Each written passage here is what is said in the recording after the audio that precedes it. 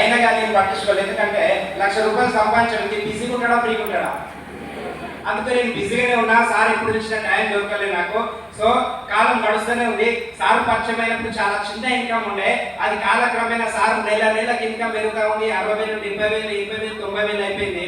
దాని తర్వాత మనకు అంతలోనే 2020 మార్చిలో లాక్డౌన్ వచ్చింది. లాక్డౌన్ ఆంధ్రలో వచ్చిందా తెలంగాణలో వచ్చిందా? మొత్తం వచ్చింది, అవునా?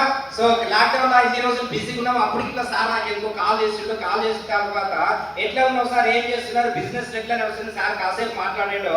ఎప్పుడు మాట్లాడినా కానీ నేను ఎప్పుడు బిజీగానే ఉంటుండే, ఫోన్ సగం మాట్లాడి కట్ చేస్తుండే. సో అప్పుడు మాట్లాడిన సార్ ఇప్పుడు చాలా ప్రశాంతంగా చెప్పండి సార్ అన్న సార్. సో సార్ చెప్పిండు, బిజినెస్ గురించి చెప్పిండు.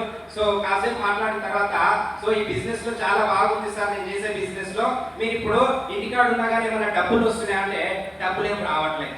వస్తున్నాయి ఇంటికాడ ఉంటే ఒక బిల్డింగ్ కట్టిన మధ్యలో అయిపోయింది, రోడ్ వేసిన అది మధ్యలో అయిపోయింది. కొన్ని లక్షలు ఇన్వెస్ట్మెంట్ పెట్టి రూపాయి ఇన్కమ్ లేకుండా ఖాళీగా ఉన్న టైంలో సార్ నాకు ఫోన్ చేసి మాట్లాడుతుంటే మరి నీ బిజినెస్ ఎట్లయితుంది ఏం సంగతి సార్ అడిగిన తర్వాత సార్ చెప్తున్నాడు, నా బిజినెస్ మీ దగ్గరకు వచ్చినప్పుడు చాలా చిన్న ఇన్కమ్ ఉండే సార్, 60-70 ఇన్కమ్ ఉండే, ఇప్పుడు అది కాస్త పెరిగింది అని చెప్పిండు. అరే లాక్డౌన్ వచ్చిన తర్వాత అన్ని బిజినెస్ ఆగిపోయినాయి, నీ బిజినెస్ ఎట్లా నడుస్తుంది సార్ అంటే లాక్డౌన్ కన్నా ముందు ఇంట్లో నెలసరి సరుకులు చాలా తక్కువ పట్టినాయి. బట్టలు ఎత్తుకెళ్ళి ఇక్కడ ఒకటే పట్టింది, చాయ్ పత్తా ఒకటే పట్టింది, సో బాసలు మీద బట్టలకి అన్ని ఒక్కొక్కటే పట్టినాయి. లాక్డౌన్ వచ్చిన తర్వాత అది డబల్ అయిపోయినాయి.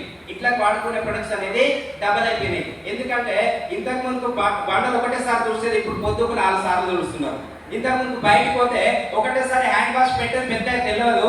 లాక్డౌన్ వచ్చిన తర్వాత సో ప్రతిసారి 10 నిమిషాలకు ఒకసారి హ్యాండ్ వాష్ యూజ్ చేస్తున్నాం, హ్యాండ్ వాష్ ఎక్కువ పడుతున్నాయి. అందుకే ప్రొడక్ట్స్ ఎక్కువైనాయి కాబట్టి నా ఇన్కమ్ ఇట్లా డబల్ అయిపోయింది సార్ అని చెప్పాడు. మరి అంత ఇన్కమ్ డబల్ అయితే ఎన్ని డబ్బులు వస్తున్నాయి సార్ అంటే ఒకటేసారి చెప్పిండు, ₹1,32,000 చెప్పిండు సార్. ఒకటేసారి నాకు అవాక్ అయిపోయినా. ₹1,32,000 రావడం ఏంది?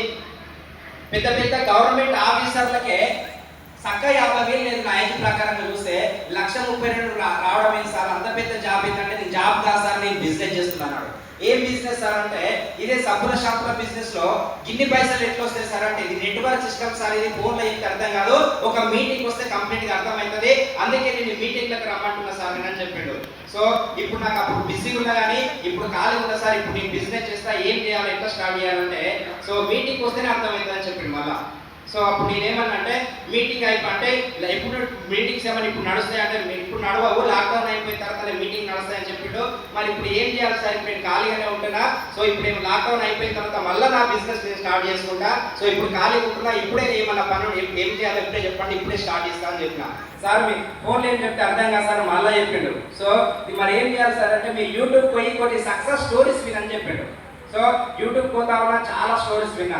ఒక ఆయన చెప్పిండు, నేను ఇంతకు ముందు నాకు జాయింట్ పెయిన్స్ ఉంటే తగ్గిపోయినాయి, ఈ జాయింట్ పెయిన్స్ సప్లిమెంట్స్ వాడుకుంటే తగ్గిపోయిన విషయాన్ని 10 మందికి చెప్తే ఇప్పుడు నాకు బిజినెస్ అయింది, నెలకు ₹70,000 తీసుకుంటాను ఒక ఆయన చెప్పిండు.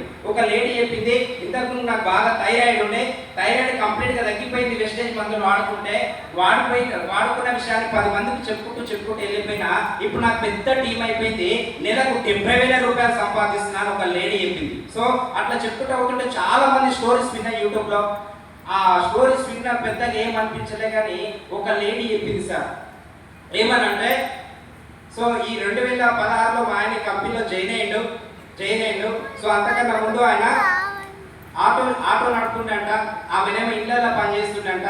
ఆటో నడిపెట్టి ఆయన ఇళ్లలో పనిచేస్తున్నాడు, ఊరికి వెళ్ళి వచ్చి సిటీలో బతుకుతున్నారు. సో అదే తరుణంలో ఆటోలో పరిచయం అయి సో బిజినెస్ గురించి చెప్పి సిస్టాన్ని తీసుకొచ్చి కనెక్ట్ చేస్తుంటే బిజినెస్ స్టార్ట్ చేసిండు.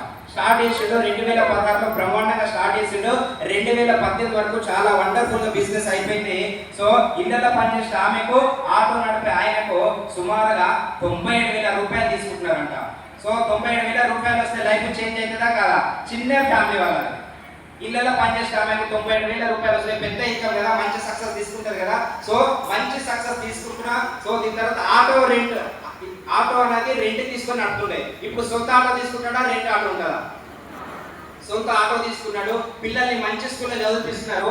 ఆమె ఏమనుకుంటుందంటే మంచి కార్ తీసుకోవాలి, మంచి ఇల్లు కట్టాలి, మంచి డ్రీమ్స్ వస్తున్నాయంట ఆమెకు. ఆ డ్రీమ్స్ వచ్చే తరుణంలోనే రోజు ఆటో పోయే వ్యక్తి ఆ రోజు ఇట్లా ఆటో నడపడానికి పోయిండు, సాయంత్రం తిరిగి రాలే. ఏమై ఉండొచ్చు? ఏమై ఉండొచ్చు? యాక్సిడెంట్ అయితే మామూలుగా చెయ్యో కాలో పోలే, డైరెక్ట్గా 9 గంటలకు ఉస్మానియా హాస్పిటల్కి వెళ్ళి ఫోన్ వచ్చిందంట, మీ ఆయన చనిపోయిండు అని చెప్పేసి.